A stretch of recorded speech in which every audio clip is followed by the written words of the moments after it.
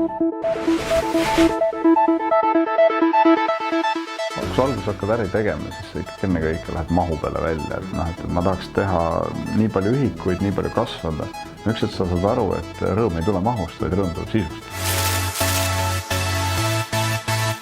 Siis kui me olime jõudnud oma äriga sinnamaale, et meil oli umbes 40 inimest palgal, siis me saime aru, et meil oleks vaja kedagi, kes aitaks meil seda asja natuke kiirendada ja veel paremini teha. Siis me leidsime endise kolleegi Toomas Soosaare ja tema siis võttis kätte ja aitas meil 5 aasta sihid paika panna.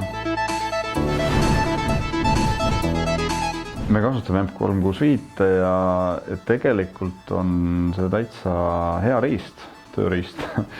Ja see headus seisneb selles, et ta paneb selle info kokku. Et meil olid enne tehtud ka rollikaardid inimestele, olid tehtud tulemuskaardid, on nende KPI-d, eks ju, aga need on kõik laiali. Ja sul on ka seal sund, eks ju, et sa pead iga kvartal tegelikult review tegema.